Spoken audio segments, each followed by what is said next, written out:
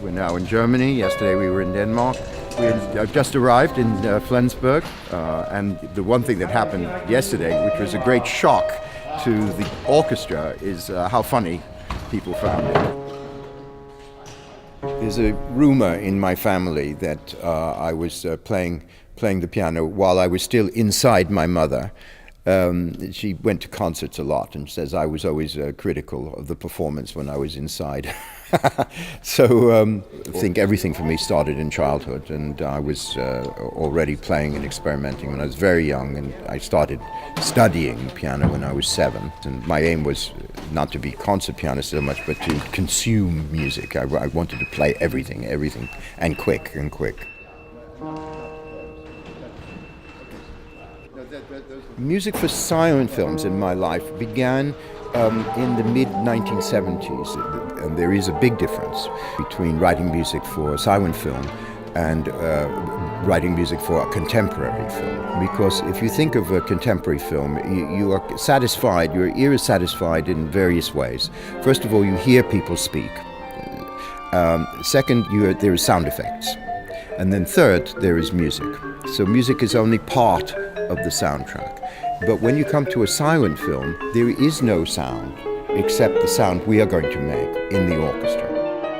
If there is a landscape, if there's a change of time, we have to help tell the story.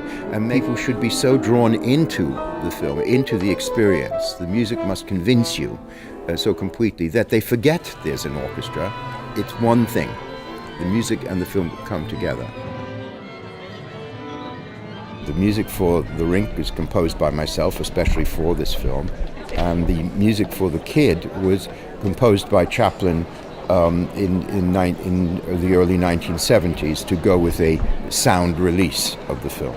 He also cut the film very heavily. It was originally about an hour and a half, and he reduced it to an hour. So there's a whole level of plot which is missing. So now what do we mean by Charlie composing? Because he was not trained in any way, and he himself describes the way he worked as he la-la-las his music. He would always have an assistant, an amanuensis, who would sit with him and write down what he was singing or trying to demonstrate and so on. It would be a collaboration, much the way people work with pop musicians today. So we have these scores of Charlie's that show exactly his taste and his style and what the effect of music on film, how effective it is. And so when I had to then wanted to write my own scores for these short films of Charlie that he made in 1916 and 1917, I had a model, which is Charlie's own music.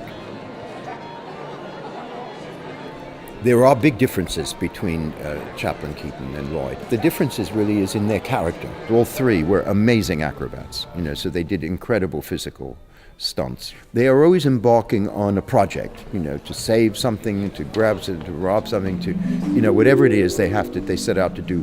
There's a long passages where they try and achieve their goal, So the music has to follow this. The music has to have a kind of rhythmic energy that makes you feel they're on their way. They're going to catch up. They're going to get what they want to get. They're going to rescue the girl. They're going to, do all sorts of things. And the music has to have that, always going forward, until they achieve what they do. Then big success, ta-da, and it's fun. So they're all rather different. They're a challenge to a composer, I think, to understand this. I've done a lot of touring and shows in Germany, and now it's beginning Denmark again. And they are both countries that love music, love film, and I think we're just going to have a great time, because Charlie, and in fact the whole silent film, cuts across boundaries.